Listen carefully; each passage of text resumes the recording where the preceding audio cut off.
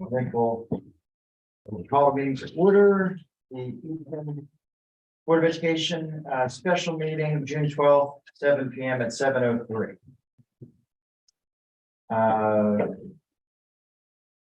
Any comments, amendments to look at the May 9th minutes? Hearing none. No amendments. Okay, and for the May 23rd tri-board meeting, the Easton Reading Region 9 joint board meeting. All right, good. Again, those approved by unanimous consent, and we'll go to public comment. Not seeing any members of the public, we'll go to board member comment. Is Jen joined?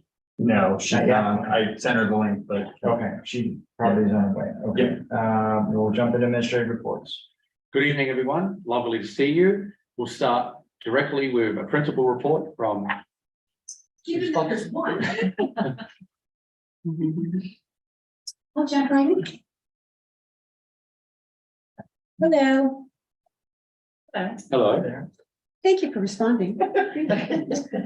Just heard today, remember that I shared at last month's meeting, we had a number of kids who were selected at the science invention. So on June 10th, our students went up to Yukon.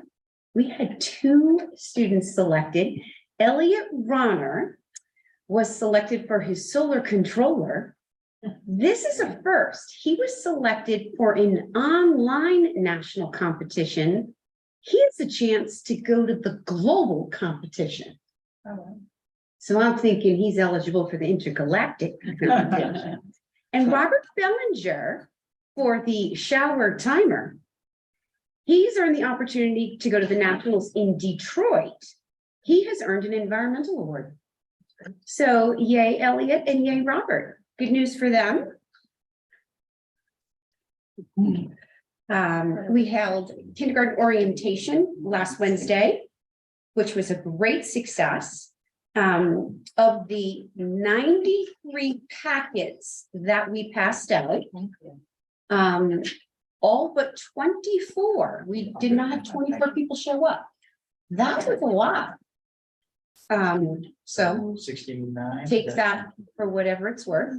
So 75% or thereabout of Yep. the packets. Okay. Mhm.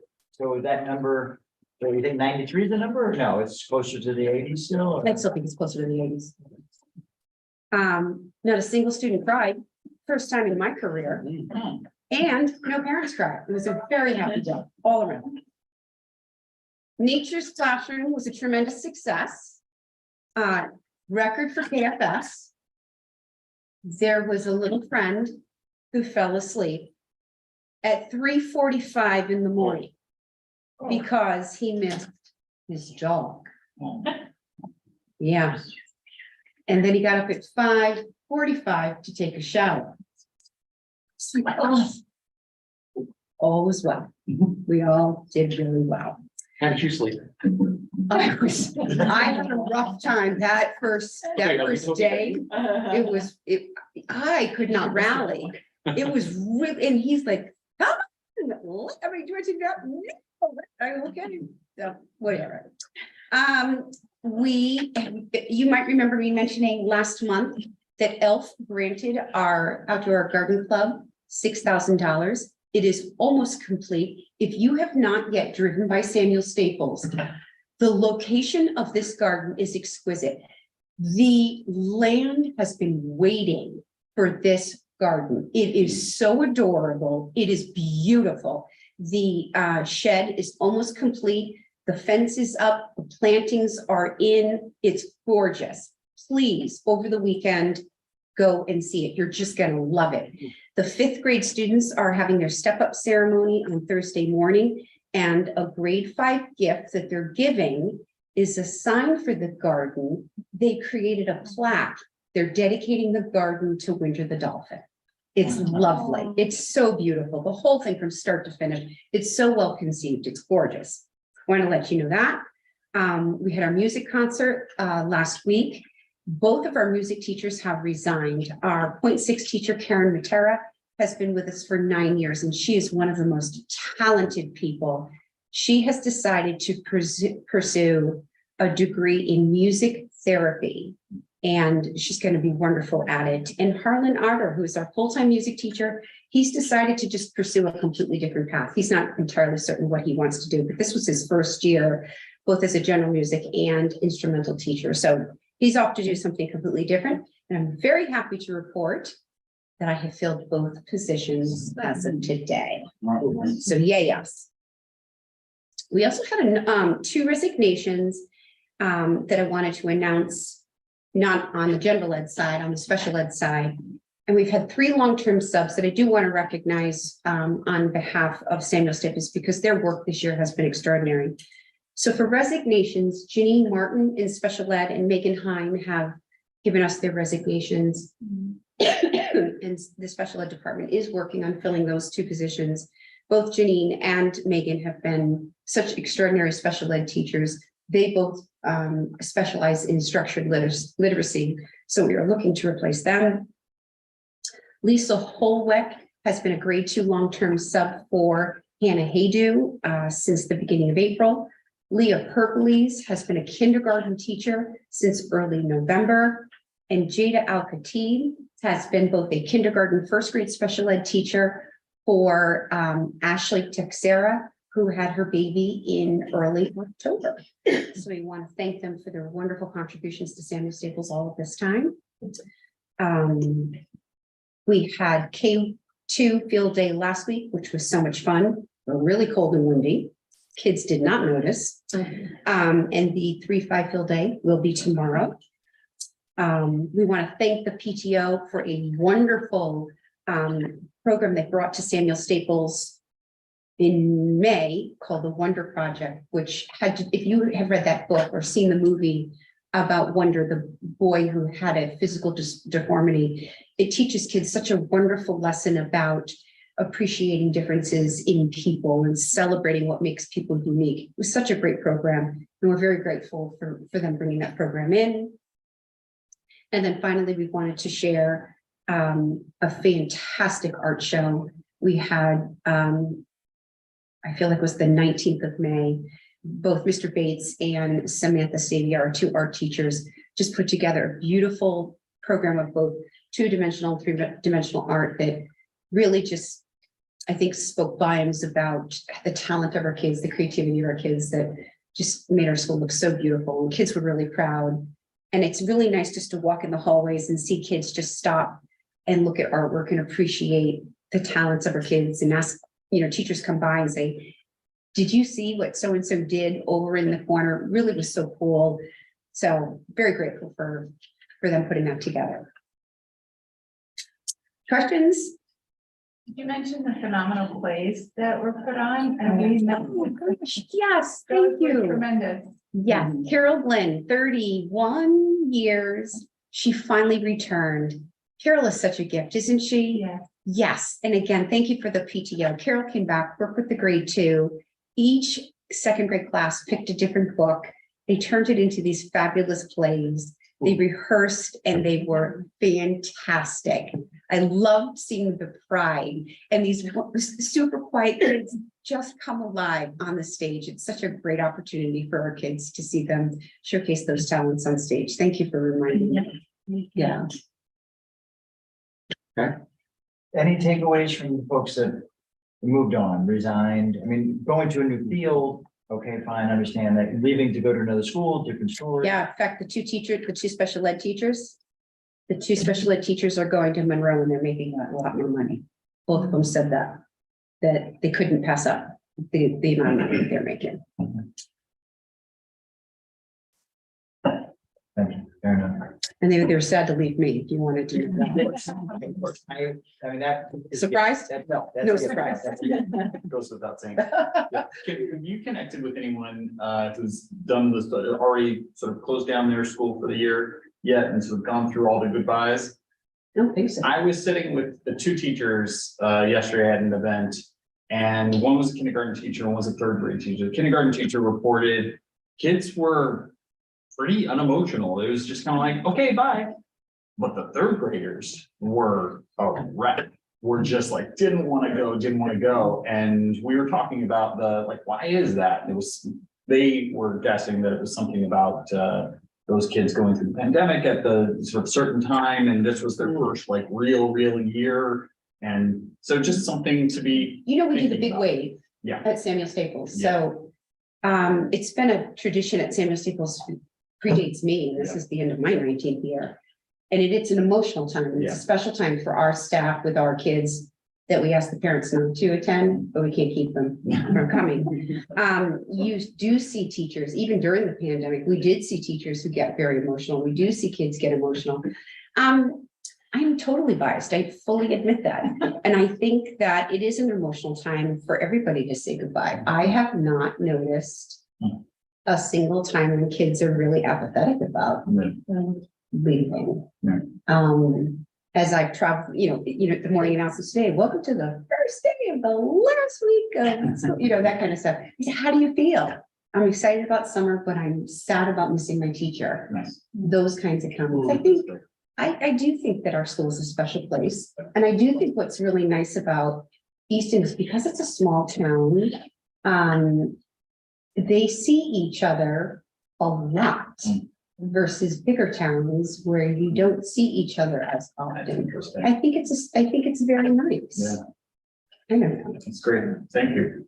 Yeah, I was just say, my kid, as a parent, my oldest was in first grade when the pandemic hit, and so we didn't get to experience all these cool things that are happening in the school. This is like our first real year of plays and, all the cool things that are happening, the, great things you just talked about. And it's really cool to see, I think our community comes together, they go to the art fair, they Yeah. come, and the number of parents at the invention convention, Yeah. just getting through the hallways was quite a feat. And seeing parents now back at Meet the Teacher and all of the different things where you bring families back, knowing that we can come to the end of year parties and all the celebrations.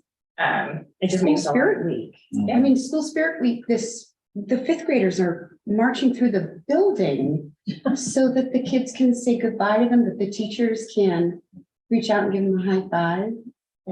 Well, the sense of community that builds, like seeing, I know the second grade had the first graders come in and learn about second grade. And Yeah. I remember my now second grader doing that as a first grader, and now he had so much pride in doing that as a second grader. And it just really creates this really cool sense of community, but also you're building leaders. And I just want to acknowledge how important that is, but also seeing the difference from mostly pandemic parenthood to non-pandemic. And I'm sure for those of you who have kids in non-pandemic years, maybe there's a lot of similarities, but for me, it just feels really special, but also super intentional. And I just appreciate your leadership, but also all of the teachers and the communication. And, it's going to be hard for this year to end. So thank you. Thank you. Thank you. Thanks, Ken. Thank you. Steve? Good evening, everyone. Good evening. I would also like to start with recognizing some great student leaders who have already been recognized this spring. The CAS, that's the Connecticut Association of Schools Scholar Leader Award. It's for middle school students who demonstrate scholarship, leadership in school and community, who are active participants in school and community organizations, and who demonstrate good citizenship and are positive influence on our school climate. These students model dependability, responsibility, character, integrity. And 2023, we are recognizing as the CAS Scholar leaders Chloe Gustafson and Noah Beninati. So we'd like the board to also join us with those two. They were awesome. They were, as the team of teachers, as we talked about this, those two was kind of an easy selection. So those two. We also had a great selections for our Western Connecticut Superintendents Association Award. This recognizes middle school students who provide community service and service to others, have strong academic prowess, and demonstrate leadership and service to the school community. The 2023 Western Connecticut Superintendent Awards from Helen Keller Middle School are Adriana Moldavara and Daniel Walsh. So they're all, those four kids are just model students and deserve all the recognition that they are getting these days, which has been great. Last week, we had some great transition events. We had our 8th graders went up to Barlow, and Barlow put on a great transition activity. The seniors who did not have to come to school, about 40 of them came back and spent the day touring the eighth graders around. The administration set up a great series of events, including all the way through lunch, which of course was everybody's highlight of the visit. But it was great. It was a great effort. Central office was super helpful in organizing buses. We pulled the whole thing off in only a few weeks. And we already talked about what we're going to do but next year a little bit differently, probably move it to more October, November. So it's up there when the other high schools in the area are vying for the eighth graders' attentions.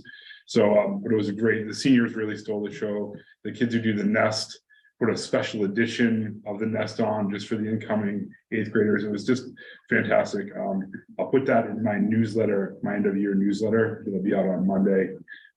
You guys can watch it too. It's great. If you haven't followed the nest on YouTube, it's what they produce every week is really admirable.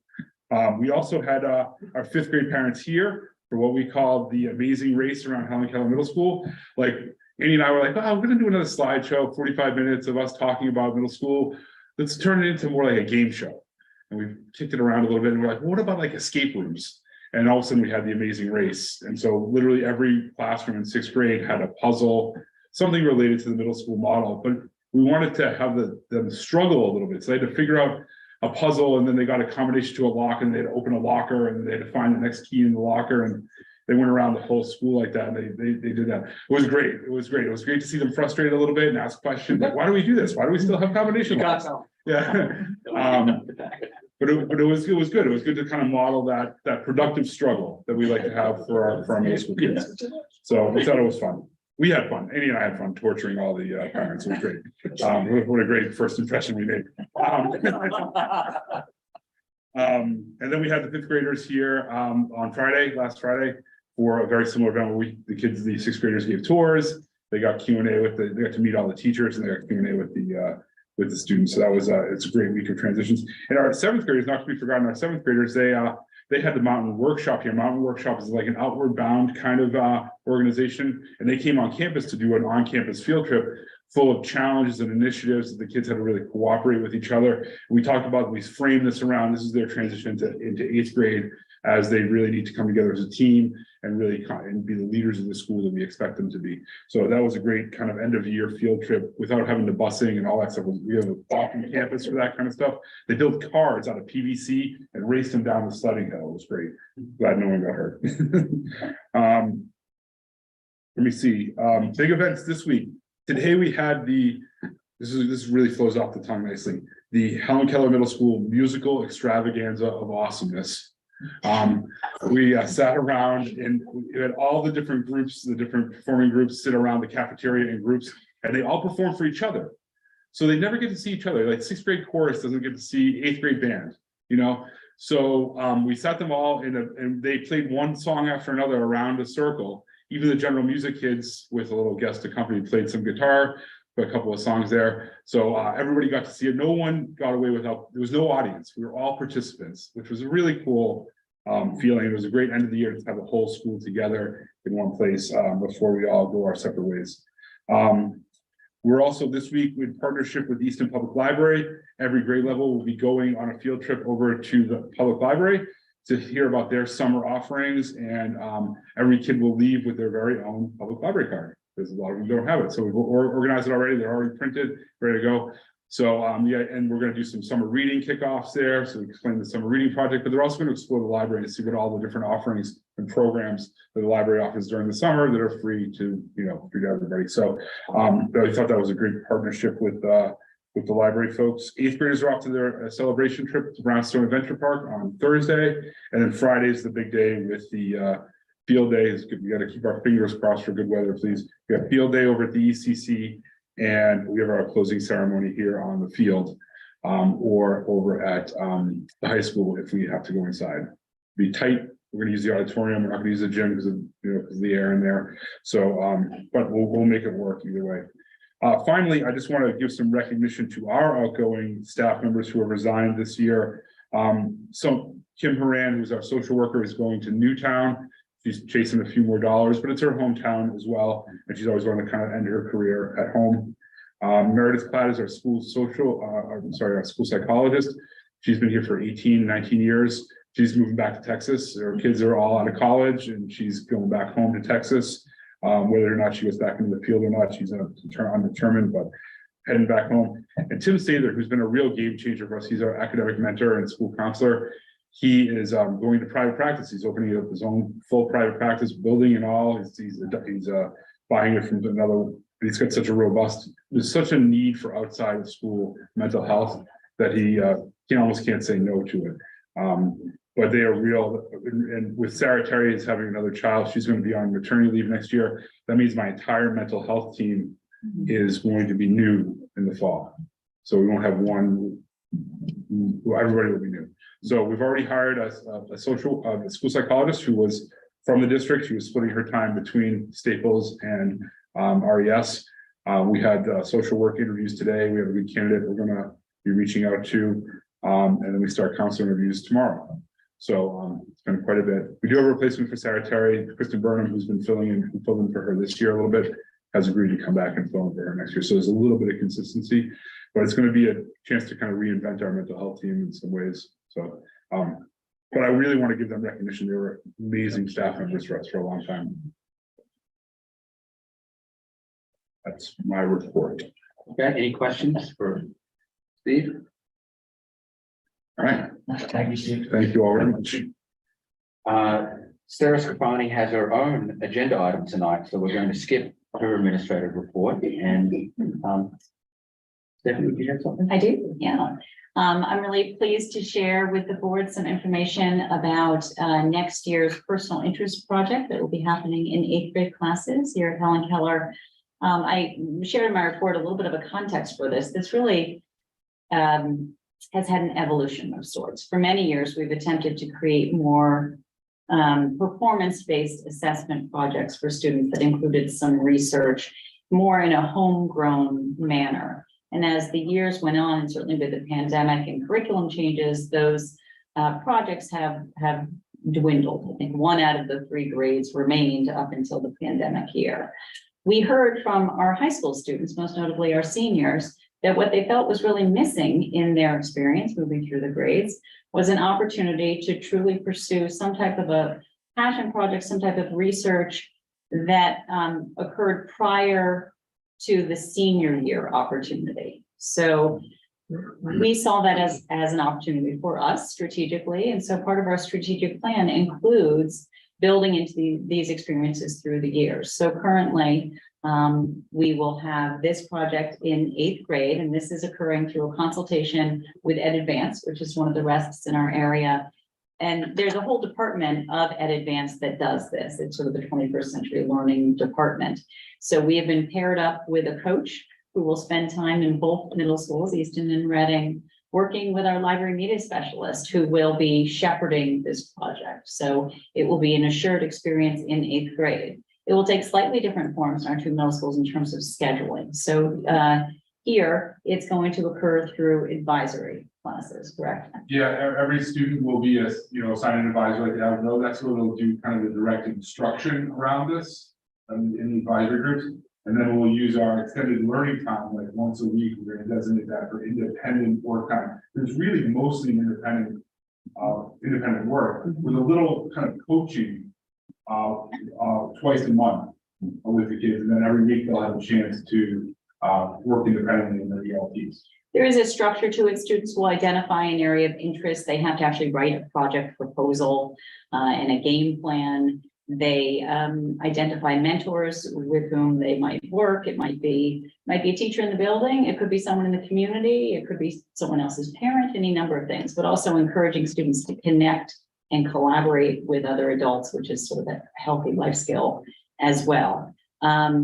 And so the project will have a little bit more structure than passion projects of years past or simply independent research.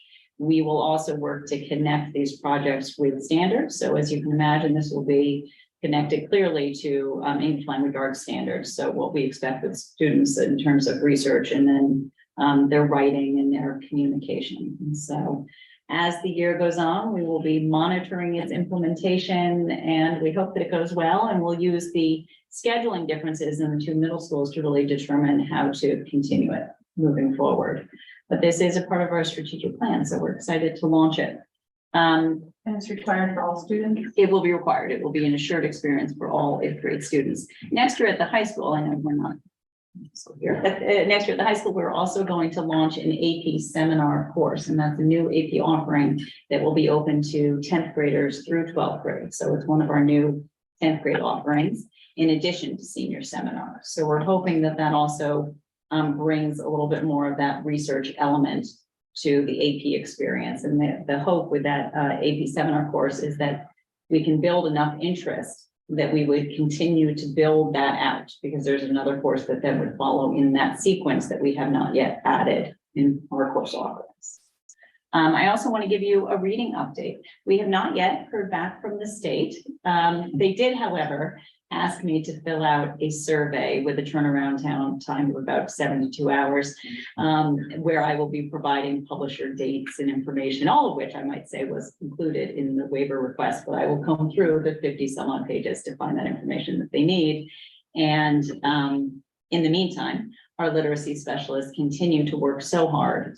They are so committed to really learn about the programs that have been approved by the state. We will be piloting one program in grades K through 5 next year. That's CKLA. The publisher is Amplify.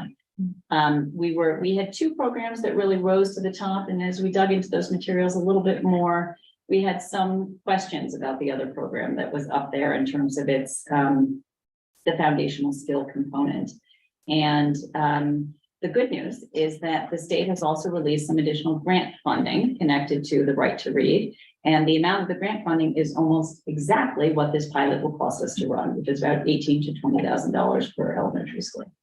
And so those materials are on their way. We have some literacy specialists and teacher representatives, so we're working for a few days next week to dig into those materials, begin to acquaint themselves with them, but also create the pacing adjustments. Because as you can imagine, if we are piloting something for 2 units, say 6 to 8 weeks, we need to then off-ramp back into the other units of study and be sure that there are no gaps and redundancies in terms of our skills and pacing throughout the entire year.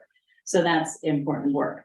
We will also provide professional development related to this new resource pilot, and that will happen at the beginning of the year. And they will also assign us a coach, and hopefully that will help us learn more about the program and will help us to make a more informed budget recommendation for the 24-25 school year.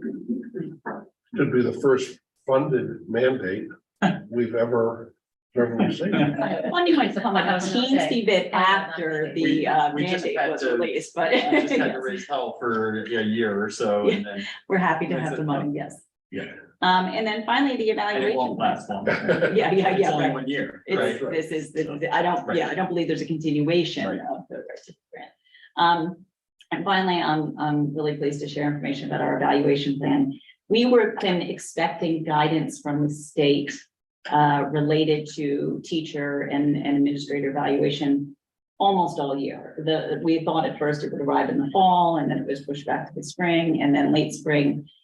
The last I've heard is that they are expecting to release it either later this month or in July. But in the meantime, we have a jump start on it because we began working with a consultant, Patrick Flynn, through Tepper and Flynn. He's written a couple of wonderful books related to the research of effective feedback. It's not so much about evaluation. It's really how do you give people purposeful feedback that will inform a change in their practice.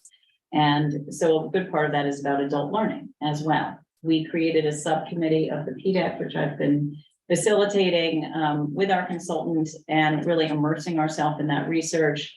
And then thinking about how our evaluation plan can evolve in keeping with the guidelines from the state. Patrick also works pretty closely with the state, so that's very helpful. So while the guidelines have not yet been released, we have a good idea of what they will include. And so I'm confident in saying what we hope to pilot next year in terms of teacher evaluation will be closely aligned to what we anticipate seeing in the guidelines.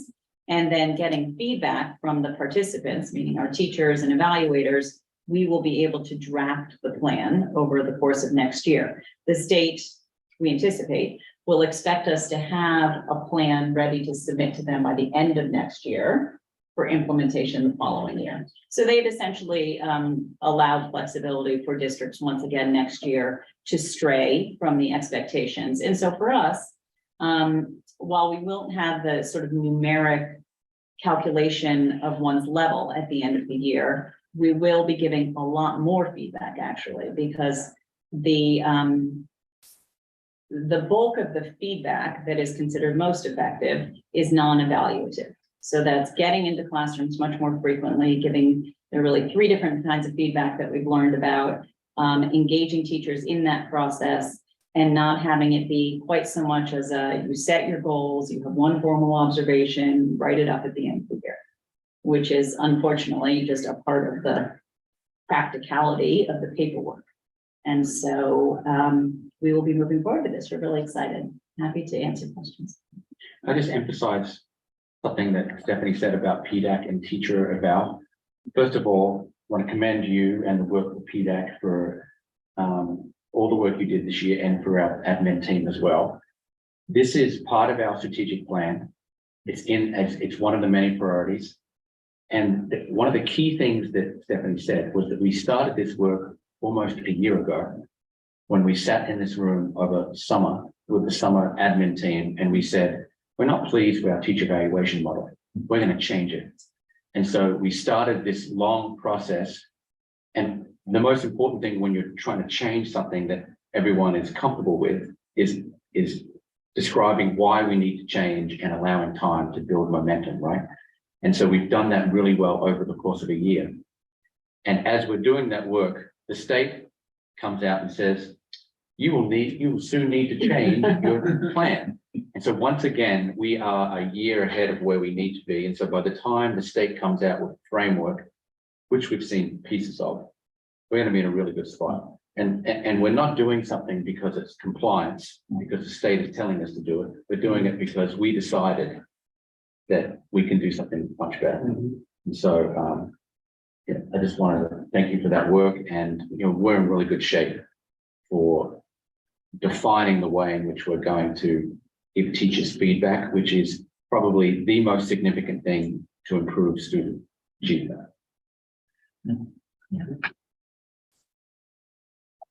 Clarify the program pilot period. What is that? Is that just the beginning of the school year, or does it run in parallel the whole year? For evaluation or for reading? For the reading grant? For the reading grant, it's just going to be at the beginning of the year, probably the first 6 to 8 weeks of the school year. The first couple of units, but it depends on the grade. But that's the approximate length of time. We thought that was enough time to let the teachers really dig in, but still allow adequate time for us to get their feedback and then have me incorporate it into a budget proposal, which I usually develop in late fall. Thank you. And this is one of the few programs that the state has sort of said, this is where you need to go. Yeah, they gave us a little more than a handful of approved programs. Of those, we eliminated many of them. Yeah. We had 2 that were sort of still standing about 6 weeks ago. And then we learned a little bit more and we're left.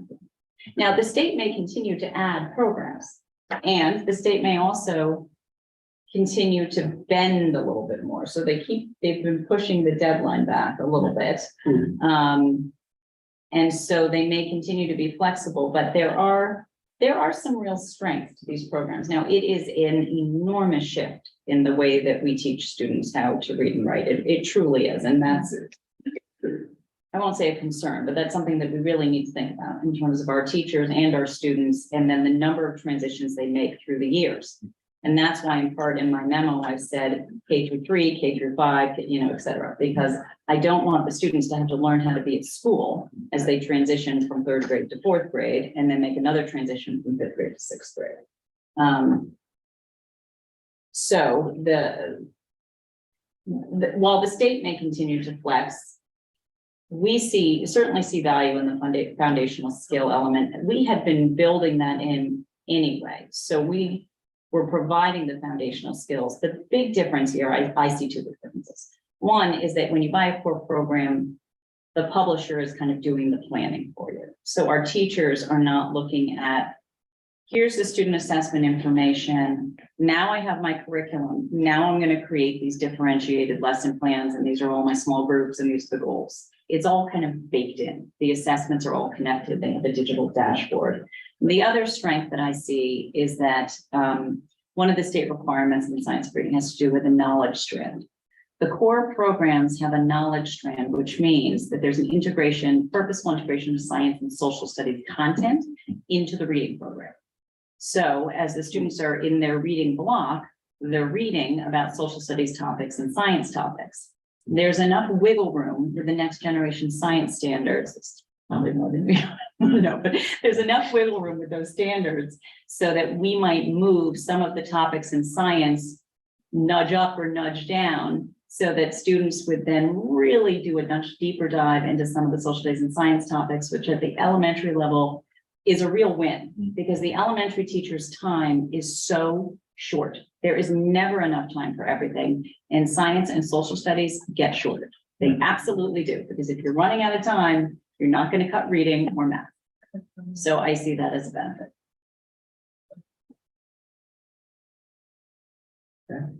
Yeah, tri-state consortium and. We put it off, so it will occur late next fall.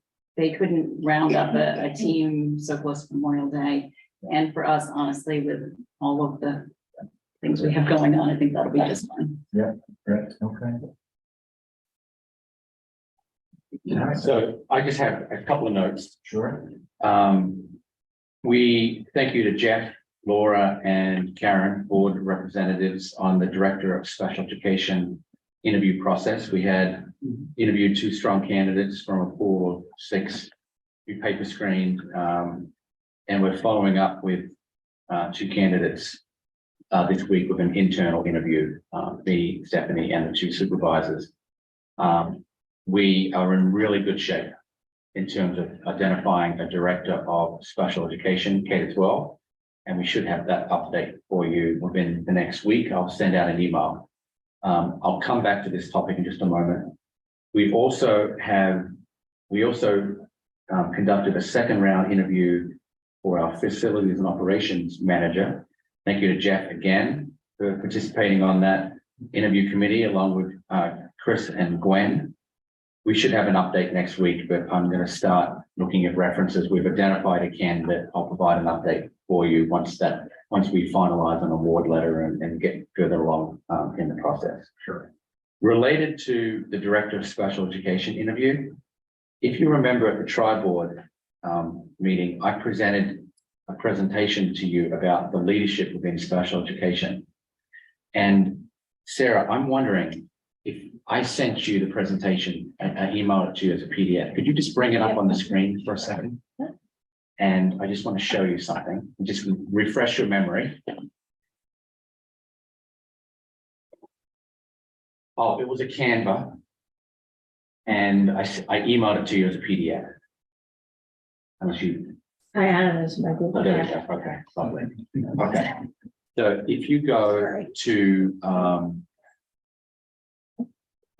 to where it says proposed leadership configuration, just scroll down, keep going. And one more slide.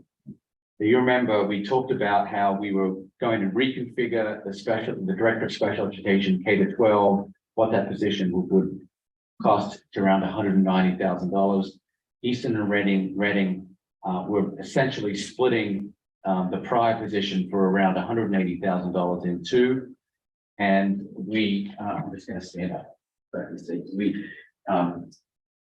We proposed the elimination of a position with a special education accountant, and the special ed accountant would service all 3 districts located in the central office, and this was about a $75,000 position.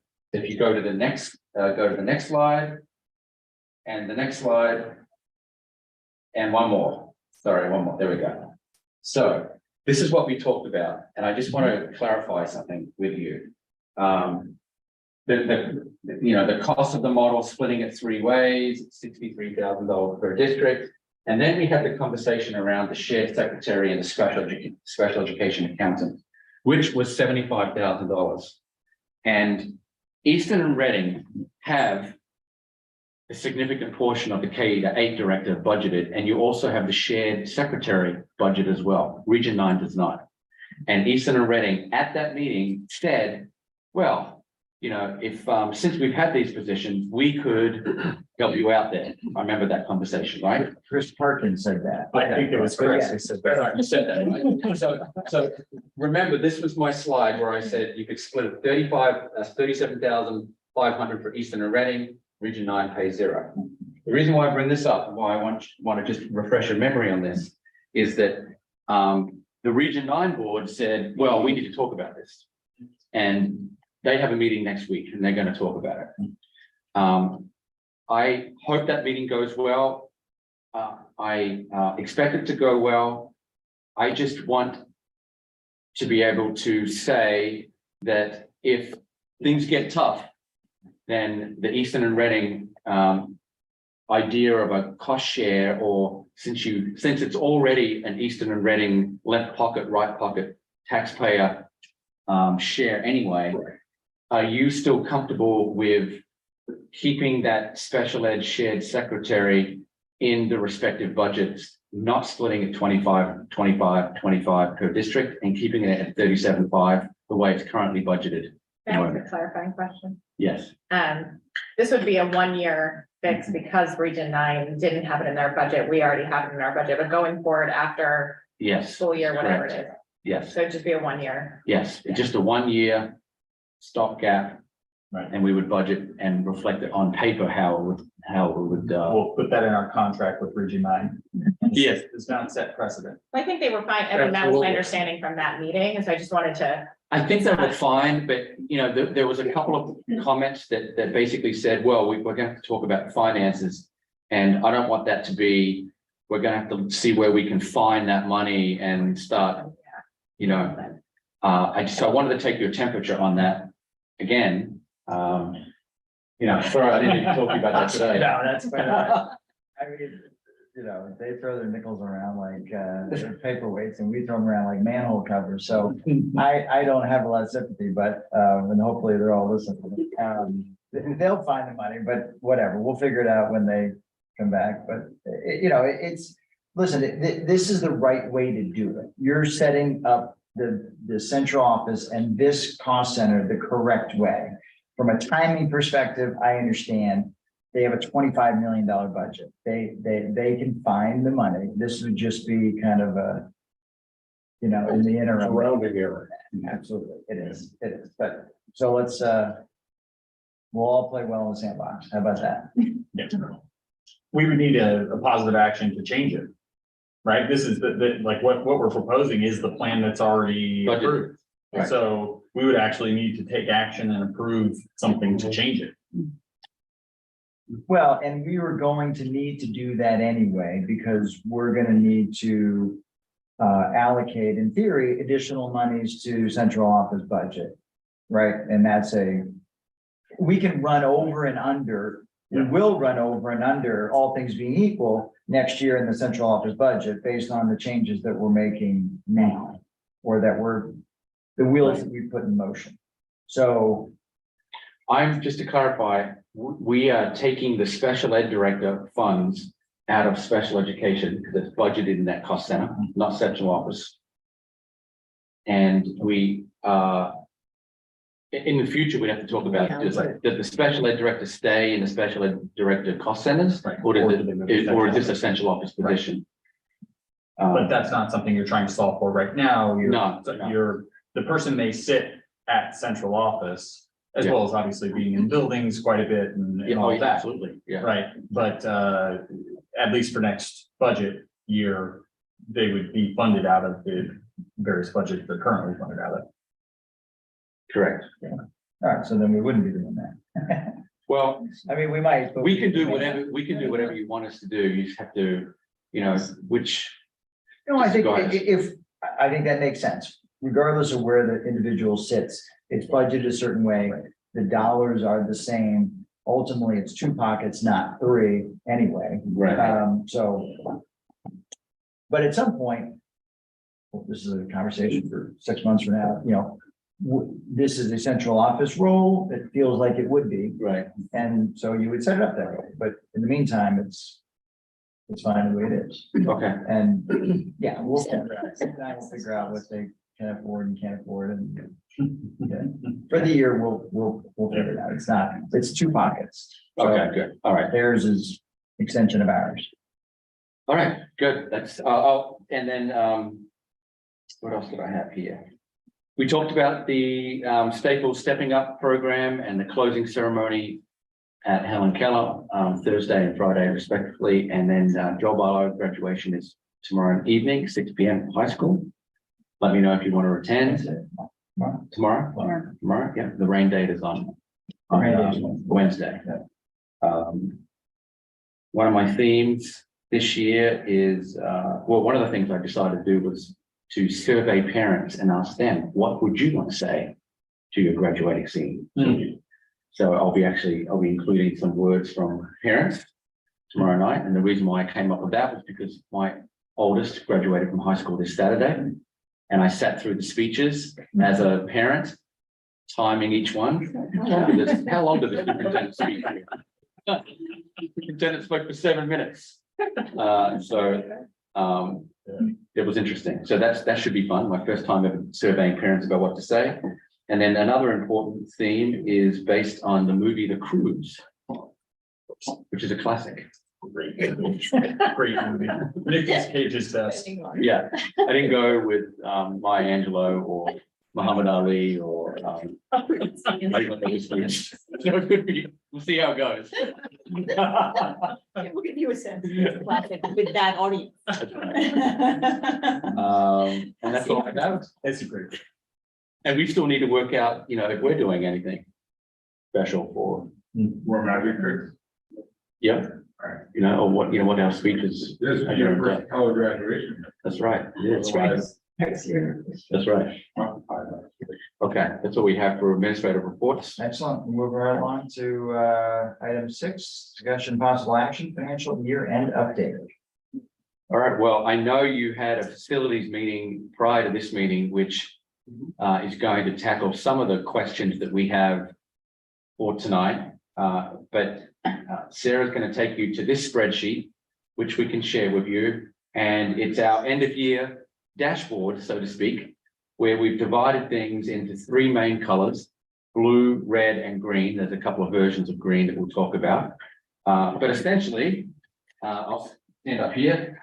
We just a refresher.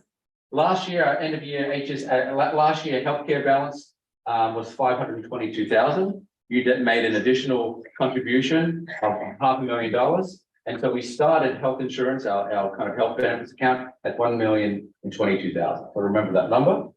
The current health benefits account balance is 366,000.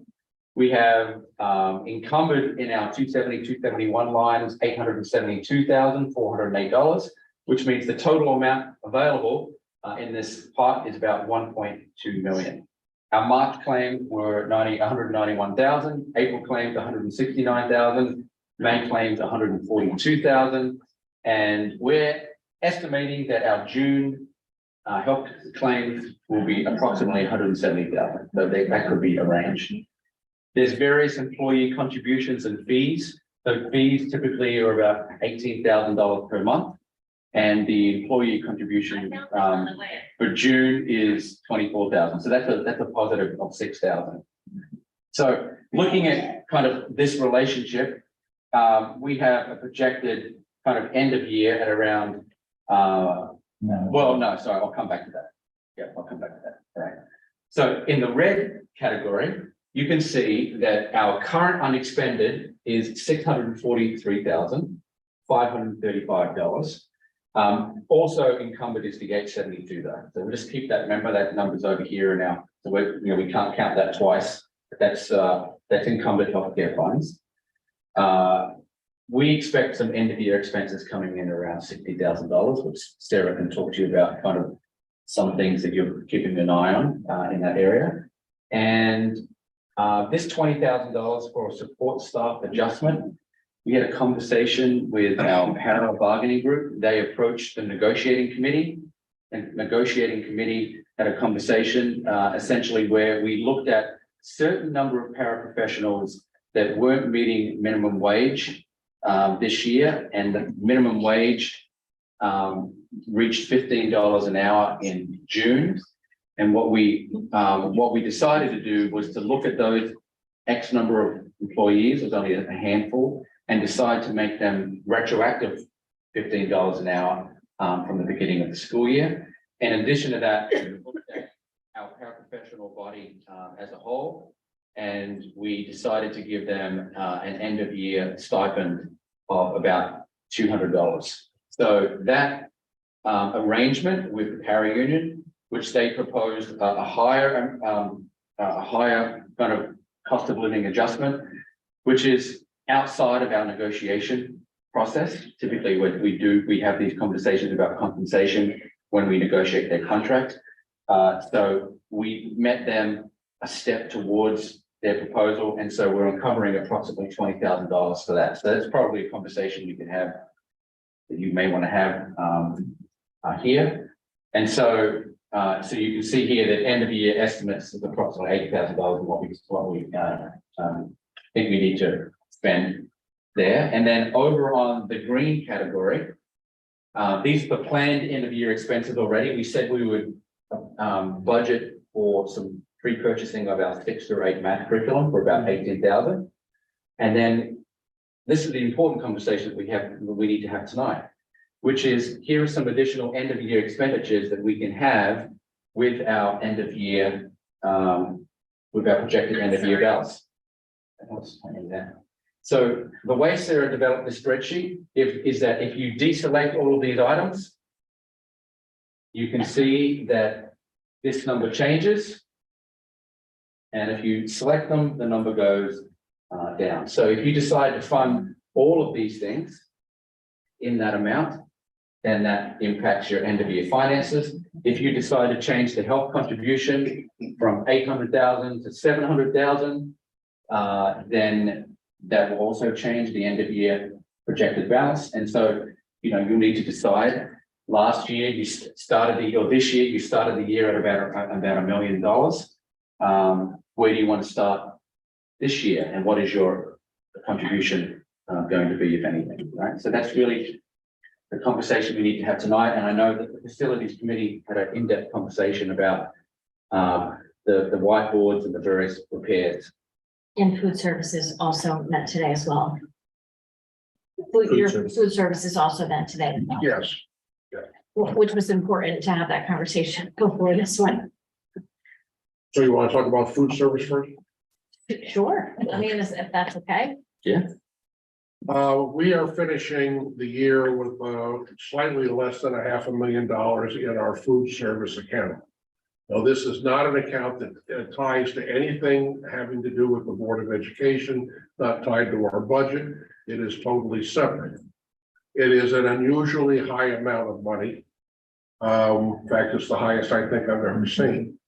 But part of that, or a great deal of that, was because so many of our students took advantage of the free lunch, and therefore we got that money back from the state that drove those numbers. Now, the law changed a couple of years ago, 2, I think, and so we are no longer able to keep all of the money in the account. They will expect we can keep some, but they will determine what a proper balance should be, and then they'll take all the work. So we looked at a number of things that needed our attention, and I think Sarah probably has that list. If you wouldn't mind going through that.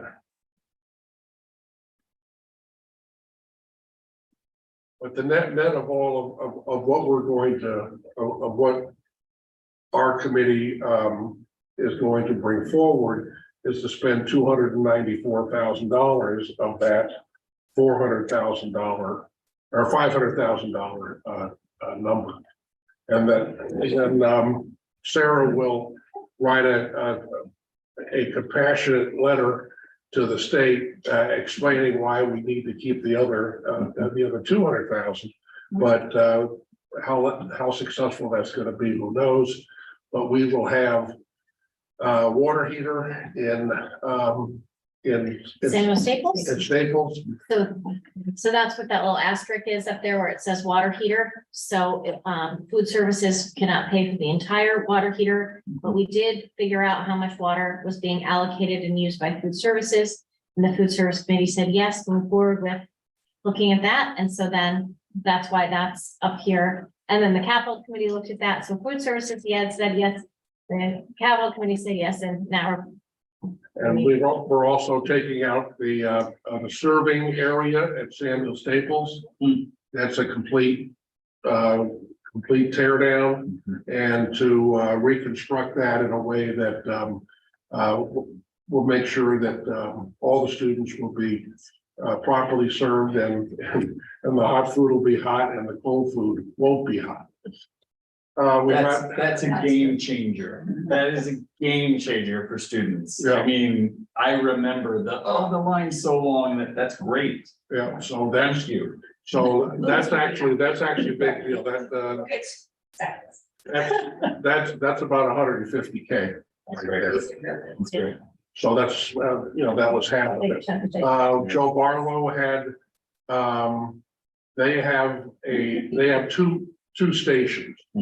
And one of the stations has been in mothballs, and they want to reinstitute that, especially for our older students from 18 to 22, to get them to be able to do some cooking to help fill these two very large refrigerators, that instead of having sodas, candies, and cookies, we'll have meals, we'll have sandwiches and healthy snacks and things like that. So that's a pretty good chunk of money too. At Reed, there was. they're just gonna evaluate how the flow is at John Reed and then make some future Right, recommendations. And then there was because Reading uses well water, there's a lot of Sediment. settling that takes place and tears up a lot of their, machinery. So we're going to add filters in those machines to keep that from happening. And I think that's about it, but the whole thing came to 294 and change. Some furniture here at Keller. It's after class. As well. When's it gonna start? Since, food services. What times? Yeah. Services gave the committee, gave me the authorization to go ahead. And so I am moving forward with those projects. So your kids are out soon. Yeah, 1:40 on Friday. 45. So Randy, do we need to make a motion to accept the recommendation of the Food Services Committee to allocate that? Or is the Food Services Committee independent in their ability to allocate those funds? That is a great question. I had suggested that perhaps we would even have to have a Zoom tri-board meeting for 10 minutes to be able to do that. Sarah thinks that because a lot of this is federal funds, that we might not need to do that. So she's going to investigate that and then come back to us and we'll be able to know. It wouldn't hurt for us to make that motion, to pass that motion, and then if the other boards want to meet independently and do the same, I agree. then great, right? I'm fine with that. If you want to, I would make a motion to accept the recommendation of the Food Services Committee to allocate 294,000 for the purposes of various projects in our buildings. Sure. I'll second that. thank you. Any other discussion? All in favor? Excellent, unanimous. Perfect. Thank you, Jeff. I want to take another shot at the healthcare, just so everybody understands. So last year, when we added $500,000, that was actually less than the balance that was encumbered. So this year, we have an encumbered balance of 872, meaning that which is not in our current, when you look at the sheet that we get every month, it shows a balance of 366. It's somewhat misleading because you have to take that and then add what we budgeted, also known as encumbered, to get the real number of what we have available. So when you do that, that's when you get to the 1,000,002. You subtract an estimate for June, you're down to 1,000,000, call it 1,050,000, 1,060,000. Okay, so if we have a normal month in June, we would end the year with 1,070,000, give or take, in the healthcare reserve, launching into next year. Based on, in my personal opinion, but everybody else, based on increasing the budget by 8% next year for healthcare, based on looking at the last 4 years of history with healthcare, which averages about 2.1 million. We would have almost 3.4 million available to us to spend next year. That seems like a lot. That seems like too much. My personal recommendation would be to bring our reserve, assuming we have a normal June, down in the $800,000 range. That combined with a $2.3 million budget for next year, give or take, is 3.1. That's still almost 150% more than what we've spent on average the last 4 years. Healthcare, we know, anybody who's been around here for the last 5 or 6 years, we've had $3 million years. So if you do that, it changes this in a pretty significant way. It almost doubles that. So sort of park that for the moment in your brain and then go over to the last column. Because I think if you all have, Jeff and John and myself participated in a conversation with Dr. McKinnon as it related to the paras and their request, which was an out of contract year request. We went back to them with, frankly, a somewhat de minimis response to their request. However, their request was multiples of hundreds of thousands of dollars, or over 100,000, well over $100,000. So it was a significant request, and we couldn't, frankly, act on that in any way, shape, or form based on the budget already had been passed and everything else. So, so that number, again, we're happy to talk about that tonight or at another time if you have questions. The unencumbered expenses, 60,000. Sarah can give us the highs and lows of that, but we can come back to that. But I would also recommend that you sort of park that for the moment and really focus on the last set of columns. This healthcare contribution, sort of take this number off. That 800 is in lieu of the 872. In order to, so, mild algebra, in order to end the year at an $800,000 reserve balance, that number is like 650. 440. No, 440 plus 170, so it's 610. Well, So that, put that in that 356 doesn't include the 170. It does not. That's today's balance. Okay. Yeah, May balance. So that's, So 610, now we're at 526. I still had a higher number in my brain, but I probably didn't have some of these things. So Can I make a Yeah. comment? Just for clarification purposes. What is your ideal starting balance in the health reserve account next year? Like, what is your number? well, my number is 800. I'm one of 6, Okay. but my number. No, I'm just saying, you're not 800. Because there's a couple of ways we get to that number. Whether you make it what's called an additional contribution, or whether you see this where you are here, right? Where this says encumbered. This is encumbered healthcare funds. It's not automatically in the healthcare balance. Vicky doesn't encumber the healthcare funds at the beginning of the year and ship them into there. She does it in stages. And she does it just based on need. So we could, without so we could put this right in there and we end at 1,074,000. Right. Or we could take 610 and put it in the 872 and you end the year at 800. give or take, assuming June is 170 Yeah, so depending on which way you do it, or some higher number. right?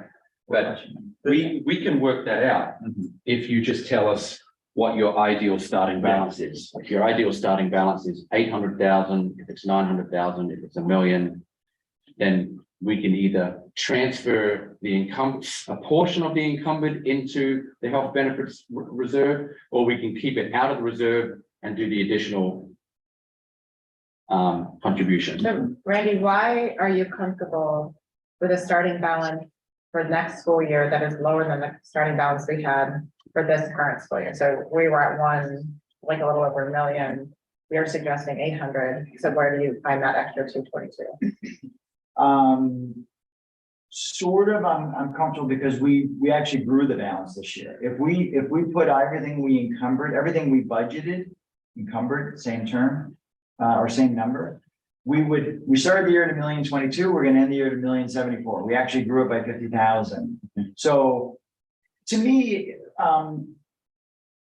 so two reasons, three reasons maybe. That reason, we grew our reserve this year and we spent our budget. We increased the budget next year 8% based on advice from Brown and Brown. That's another 200 and some odd thousand, 250, 270.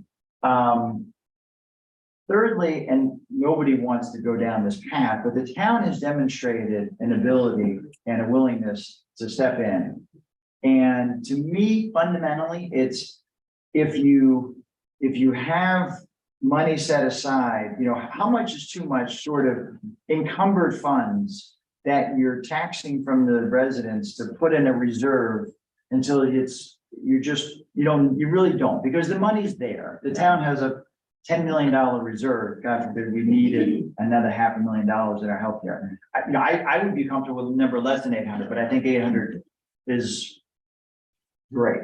But I think, I mean, my recollection is that when we had this conversation 2 years ago, and we had this conversation a year ago, and during budget season, we were talking about what we're gonna do and how we're gonna budget. We were saying we have too much in, sort of in the balance, and sort of in reserve, and we need to work that down gradually over time. I still think that makes sense. If we were at 1 million, do I think, that sort of 900 is the right next step, or is it 850, or is it 800? I think less than 1 million makes sense to me. I think moving towards that direction where we start to dial in, and we, ideally we get closer and closer each year to just the right amount, but it's, but we've also been super lucky. We've had very fortunate. Yep. I think we were cautious in the past that with the pandemic, people weren't going to the doctor, and we thought we were fearful that there were going to be these huge claims. Right. And so we were cautious historically. 100% we will. Yeah. I mean, Brown and Brown would say, take your average month and multiply by 3. Right. That's closer to 600,000. That's right. 8. That's right. And that's why I'm comfortable with 8. Right. But if you would think it should be 9 or some other number, I'm perfectly fine with that too. But the third reason, again, I mentioned it, is that the town is there for us. They've demonstrated twice. Unfortunately, we had to go back to them and ask for additional funds. So in any event, just plucking those numbers, it results in, again, sort of returning but not taking from the town a little over $500,000, which is about where we were last year. Having said all of that, that we're looking at an enormous expenditure in interactive whiteboards, something that we haven't touched. I mean, we've touched in increments of 1 or 2 whiteboards a year for a bit, but we haven't touched them in 15 years, right? So whenever ELF, Right. That's made right. a huge donation 15 years ago. We had a great discussion about that. I'll let Jeff, talk about that at the facilities meeting earlier at 6 tonight. Some of the questions revolved around, how does it impact instruction? Ultimately, that's what it boils down to. Look at what we're spending on math. It's less than 10% of what we're spending on whiteboards. It makes your hair hurt, but so is it a great investment?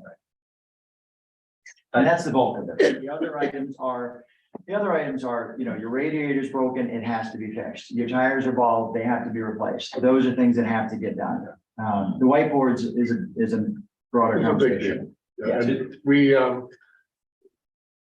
what started all of this conversation is that, we received information that out of all the whiteboards that are at SSES, 7 of them work, which is a stunningly bad number.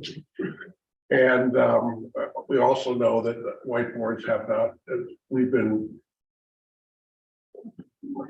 penny pinching here at Helen Keller as well. And so we looked at the presentation that Sarah put together, and it was whiteboards for every room at the SSES. I mean, everywhere. And we thought, you know, here we're making that our star, our first class, and yet at Keller, we're pinching pennies and trying to make, you know, trying to make things work. So I asked Sarah if we put whiteboards in all of the classrooms at Staples and whiteboards in all of the classrooms at Keller, what would that dollar amount? And with a little bit of rounding up, we came up with a number of 225. So Sarah's job will be to make sure that these get installed in the classrooms, and if we have extra, which we may, then because not every classroom here is, that we can go ahead and place them where they need to be, where they would be have the greatest impact on kids. The 225 includes the cost and the installation, Yeah. and then what's the lifespan of a? 7 years. And how do we get on a, sorry, go ahead. No, 7 years they're under warranty. Right. They shouldn't all die on the 7th year. 7 years. Well, clearly they don't, because. 15, yeah. And But in year 7, then we can have a discussion about like what's the next. Well, and ideally, we start building an actual refresh plan Like we now do for the with. Chromebooks. Now, we need to be on rails. or this is one of those items where we've developed a fund, a reserve. Exactly. That works too. So. Yes. Mhm. And then I guess my second question, I know we've had conversations about replenishing Chromebooks. And I know it's in our budget this year, but there's no need for that in addition to the interactive. They're in our, so Sorry. it's in our budget. Okay. Did we ever go to the vendor to see if like we purchase in bulk, that we get any sort of discount? Is that considered in there? This is a relatively substantial, this isn't actually great Yeah, discount. It's a really good price. yeah, I thought that was super low. It is super. Yeah. Probably 30% off, It's easily, 35%. yeah, it's a really good price for us. And the vendors also worked with us on it's not just about putting them in, it's about taking them down. Yeah. And so that. Also nice So- too, because our new middle school math curriculum Right. really requires So much. the Functional, interactivity. that's right. Functional whiteboard, so it'd be silly, Right. especially like thinking of the middle school is really Yeah. great. And we also, for Staples, we have these things called boxes. And which allows the teacher to move the screen up and down, or the whiteboard up and down. And you can imagine that for the preschool and kindergarten and first grade, you have it tacked up on the board, you know, the kids climbing over chairs and on desks trying to get to the top. And this will eliminate that as well, so. Good, safe too. Yeah. Like how we think about our kids' safety. Yeah. So we're gonna prioritize with the classrooms and see what's remaining. Sarah, you mentioned that this sort of modest, but nonetheless an important safety aspect of these boards. Yes, so because they have a particular type of system and the vendor allows, if there is an emergency, you can turn all the boards on at once and broadcast something immediately. So that is that could come from central office. It could come from the main office. So once you have that installed, not only does it do morning announcements, which I'm sure everyone will really enjoy, but it also has the added benefit of the safety features. So one of the things that Jeff, our new director of digital learning, spent a lot of time over there. And when he came back, he said they do such a great job with the morning announcements over at Samuel Steeples. Thank you. Let's think. Let's think of a way to just really make that something that's even more. So imagine that you'll just be able to say, okay, I'd like them all to turn on in all the classrooms, click, and everything turns on. And then it all shows it it all at the same time, which is really kind of cool. It's a little bit adorable, but it is kind of cool at the same time. Yeah. Yeah. Being started there. Wow, that's amazing. But Steve, that doesn't mean that you could do card tricks, for the. I'd be happy to do box to sing. I didn't dive into that, just getting the TV still talk. We can work on clocks next time. So in terms of motions and whatnot, I feel like there's a larger set of motions here, but I think we should probably take like the 20,000 from the negotiating committee recommendation and probably get that passed. The facilities committee sort of agree to those things and take those recommendations. Then there's probably those sort of holistic recommendations that will end up being that. Right, and an eye to next year. What did we do last year again? You know, I think as much detail and breaking them out is advantageous, because I went back and looked at last year's and last 2 years, and I'm like, Yep. I know what we did, but I can't really piece it together, but anyway, okay. Other discussions on the items on the far right or anyplace else on the board, that we haven't spent? So Randy, what you're saying is that if we encumber 700,000, we will be giving back to the town 436,600. Approximately. Well, I understand. Right. Yeah. These are all rounding deals. Right. Right, which that would leave us, I don't know if you have it, but that would leave us with a balance in healthcare of 900 plus, I think. 902. 902. Yep, so B16. This number here, oh, sorry, you can't see it. So B16, I'm clicking on it. B16, which is 202. Yeah. So that is what we have right now in the current healthcare balance. Oh, and then you have minus June. Okay. So if you look at B16 and then you go over and look at L2 over here, you put those two together and that's what your balance will be. It'll be 902. So if you change L2 to 600,000, then you just add B16, right? Whatever you decide to do over here in L2, it's an add to the 202,000. So that's why I asked you before. Just tell me what you want your starting balance to be. Yeah. 700,000, 800,000, 900,000, $1 million, and we can toggle up L3 in any direction. And that automatically sums to what your end of year projected might. Randy, how would you feel if we reduce the health contribution to 650 and add 50 to the interactive whiteboard? So if I'll do that for you right now. And you can see. Well, because What's the lowest it's ever been, do we know? Because Historically? this The covered. reserve has been zero. It has been. Yeah. The two. We would ordinarily run a month The worth of 275 or Okay. less. flexibility. But it was 50,000, And be able to. because you can play with, you can borrow money from the town, you can borrow from Reading, you can, and then Jeff? recontribute it in your next budget. 650. We never, To what? other than the last 4 or 5 years, Jen, we never had Really? 4 nickels in the account. I Wow. mean, There you it's Quite substantial to even. So you can see that the It is end of best year, practice, though. the end of year doesn't change. It's still after, I'm not 436. recommending we go back to, No, but 8 is a lot of money. it is. It is. 436. I mean, that's over 4 months of an average. Yeah. You know, And so that's 850. 850 was actually my target. 850 is what I'm comfortable with, so I like the way that number works out that way. So there you go. So that's the change. You got, and Sarah added the 852, so you can see at the bottom column in Yeah. B17. Sarah, 275, we can do every classroom. So I'll work it hard. I'll let you know if I can. Yeah. Amount of more. Yeah. Fine. We'll make that happen.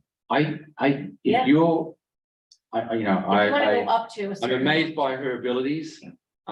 He's very, Really, you know, if you want to make sure, If you wanna make- if you come up with a framework like all the classrooms plus the special area teachers and some instructional spaces, and you think that's your package, then you could always say up to 300,000, and if we can get it for 275 or even lower, we will.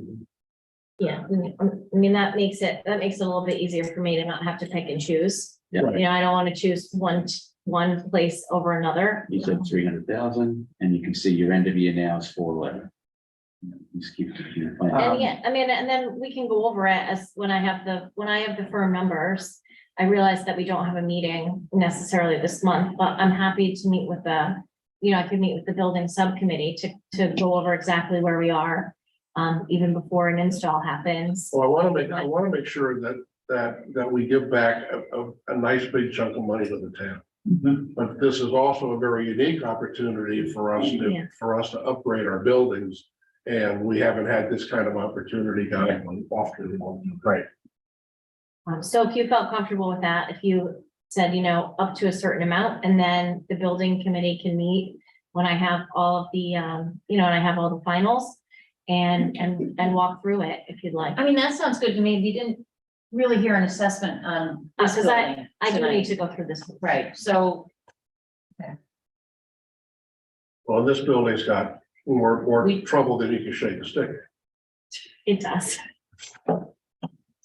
Be great to remember the stick. Yeah. It does. So we could certainly do it that way. And then, I can put this, ideally, I'd like to see this start to happen, immediately. Right. So that everything is installed and put together before teachers come back again.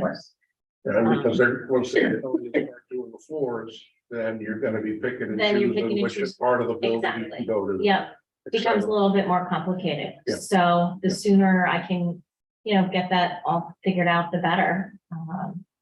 But I'm really happy to, if that's the direction, have another meeting. Okay. Randy, what do you Don't worry. think? Well, I'm thinking about two things. Where are we on the whiteboard? I see 250. That's 250, that's somebody sold 45,000. You want to, you said 275? 275. There we go. someone recommended Three. at some point. No, That's right. Take it easy. Yeah, yeah. Take it easy. Stephanie, is there anything in the end of year unencumbered expenses 60 is that a hard number? Is that anything in there that may not happen? Oh, Could that number be 40? It or- could wiggle a little bit. So it takes into account curriculum work that will Okay. occur at the end of the year. So there's always a chance that someone's plans will change. Okay, But it's not only curriculum work. It includes some other things that are more hard. okay. it also includes, so we do not encumber for our sublines, and it is the end of the year, and so I don't know how many people are going to be absent first, then need subs in the next, well, it's really like it's 10, so it's like 10 days out, so I don't know what that's gonna look like, so the subline is in there, and then any, any sort of, things that, were not put in as an encumbrance, but we know will be an expense, we've already put in for something, but we didn't encumber it, transportation. Transportation is a variable, and so there's a little bit of a transportation cushion in there. Special For special education. It's small, but I didn't want to give you, I didn't want to overestimate. Right, right. You rounded up. I rounded up. Exactly what you should. But if you don't spend it, it goes back into the Goes back. Right. unexpended pool, yes. We haven't talked about this, and this is probably too long of a conversation, but we're ending the year with close to 650,000. Unexpended, which is like 3% of our budget. What are the main drivers? Yeah. Staffing, breakage, staffing never filled the space? the spot? Or later filled spots, staffing, is a big driver of that. As we're further removed from the pandemic, we're able to fill those positions. I'm sure that, we had Dr. Clapp can share with you that we did have some trouble filling all of our para slots and some things of that nature. And so, that's where you get that significant, more or less significant. We also were able to get efficiencies in areas as well. They're not very big though, honestly, Randy. Energy or anything like, no, not really. Not really, so. Randy, with the report that Kim and Steve gave us, with the people who have resigned or retired or gone to Texas, there's 60 grand there Right. For next year. for next year. Yeah, yeah. So here's my thinking behind that. With 650,000 rounding up, we're returning 2/3 of that, so to speak, to the town. I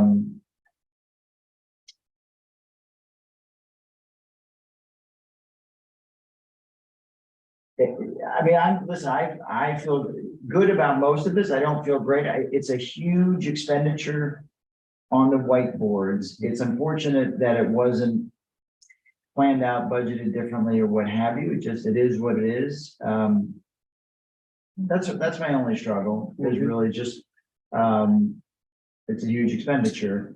And under the hopeful, future that the curriculum matches that really well, both at the elementary school and here. And those are things we just haven't spent any time on talking about, none, and hopefully the nerves are benefit, because again, it's 10 times what we're spending on the math curriculum. Right. Not really, because we have math coordinator, Sure, in we got addition to the people curriculum, but teaching. So I guess, it is a big number and it sort of all just came up tonight. And I guess that if this is gonna be part of the facilities remit going forward, that we need a long-term plan to Yes. ensure that things are looked at well ahead of warranty expirations and end-of-life technology cycles, because it is highly complementary to the curriculum. Yeah. The teachers need these tools in their classrooms, but to sort of get the one lump sum. Right. Thank God we have the ability to do it. Well, if we uncheck this box, right? Completely. Now the end of year back to the town is 711,000. Right? In other words, we'll say, you know what, we didn't budget for it, we didn't have this conversation. We're gonna uncheck that box. Town's getting $711,000 back. We went to the town next month and said, we're giving you back $711,000, but we want $275,000 for whiteboards. Yeah. What would they do? Right. Right? You've only just reconvened the facilities committee. Correct. I don't want you to be hard on yourselves, because you've just created the facilities committee with the goal to have these conversations in the future. And from what I understand, I've only been here a couple of years, that you've had some pretty tough budget conversations in the last decade. Where That's an understatement. right? Whereas if you put $200,000 in there or $100,000 in there for interactive whiteboards a year ago, 2 years ago, 3 years ago, you'd probably be cutting that number out just to fund a 3 or 4% budget and all your teachers and staff that you want. Right? So, It's not a. if we can't. No, it's not frivolous at all, and I'm not suggesting that we even consider taking it out. What I am suggesting is that when we have expenditures of this magnitude that have an impact on how the teachers do in the classroom, how we execute on curriculum, particularly new curriculum that uses a lot of the interactive features that we were not using before, like the math program here in Keller, we need to be thinking well ahead of when they're broken. To learn tonight that there's 7 that work. Well, they work well. It's not, It's small commit to learn, it works well. it just feels a little on the back foot. That's all. Well, I will say, I do think now that Sarah's here and we have our new Jeff, not this Jeff, the new Jeff, is like, there's been a good demonstrable evidence that how we're replenishing Chromebooks is well thought out and going to, again, be thoughtfully done. So I think if we take that model and apply it to other technology, including interactive whiteboards and the parallel clocks. But there's a good, I'm just kidding, demonstrable evidence that there's a plan that will fit that, but I 100% agree. And I would hope if it breaks, just break within 7 years, so you don't get it. That's what. Yeah, well, and it's a combination of sort of newfound sort of talents, and sort of competencies in central office and focus on this, while at the same time, the work that you're doing in the facilities committee, sort of having the board focus on it, that's exactly what we need. That's the partnership that we need all along. So, And I think it's okay for you to have this conversation because it's still transparent. yeah. Right? That's the goal. Well, and what about the 2% fund? Well, I was gonna say, We get to the point where we have a 2% fund, that's exactly where we could, next year, we're gonna put 20,000 in, and then the following year, another 20,000 earmarked specifically for the whiteboard. Yeah, this is our fire truck or, you know, bad analogy. That's but right. it's, you know. Yeah. Yeah. right, That's right. that's exactly right. Yeah.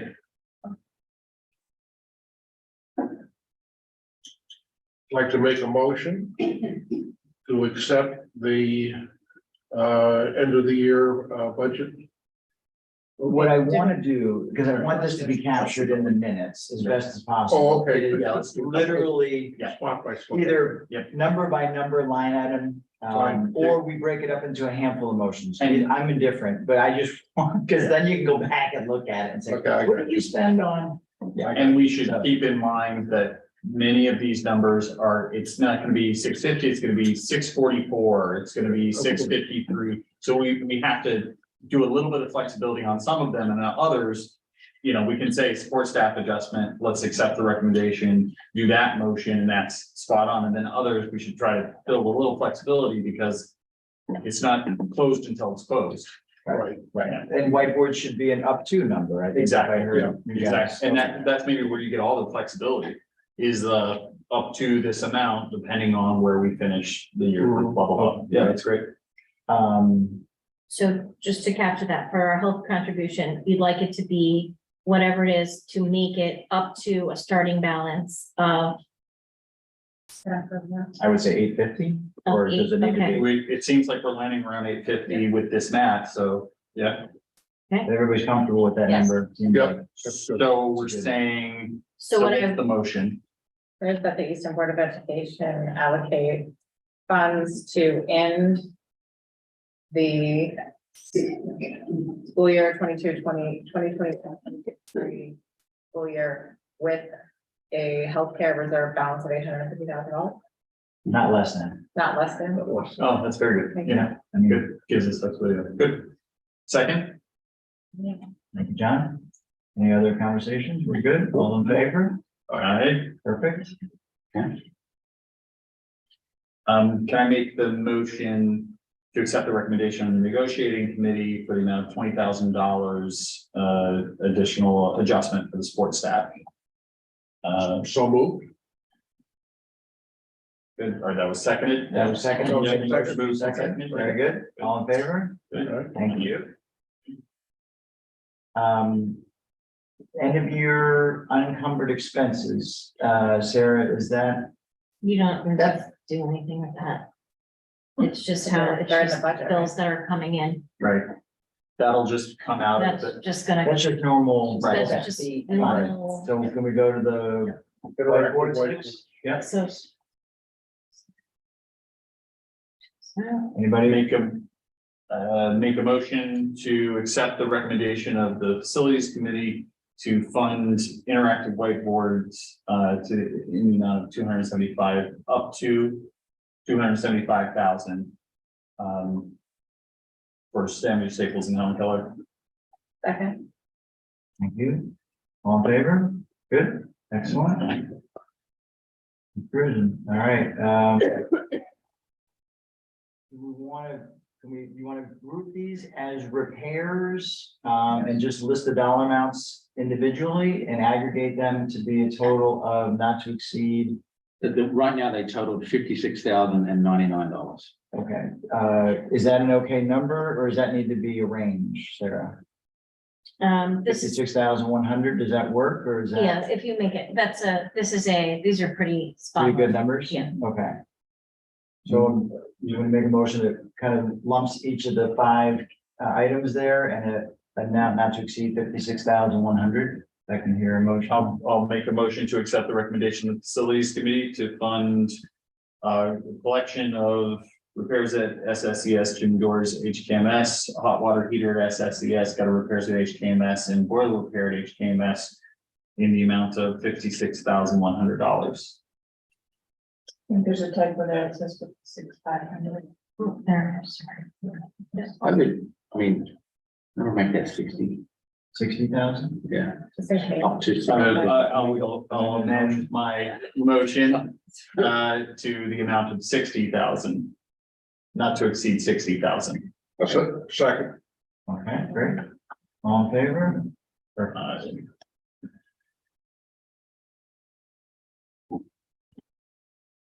Okay, everything? So if everything goes as planned, that means approximately 438,000 is going back to the town. Great. So do we want a motion to say the remaining balance goes to the town, or do we not need to do that? I think it's great to just go on the record Yeah. with some approximate number, so I I think that's agree. helpful, John. Yeah. Yeah, so Jeff, did you want to do it? Well, go ahead. Okay, motion, that the remaining balances after the, aforementioned, allowances, in the amount, currently estimated at 438,656, go to the town. Good. Can I get a second? Second. Devin, thank you. All in favor? All in favor. Aye, and Dan. All right. Pieces all together again in years. All right. Moving right along. Oh. Well, just executive session, I think, if you want to, so, do an executive session. Yes, a motion to move to executive session and invite Dr. McKinnon along with the board members. So move, so move, so move. Devin second, perfect. You got a few things to say. Yeah. Okay, so we're moving to executive session at 8:40 PM. Yep, I'm just saying it for the report.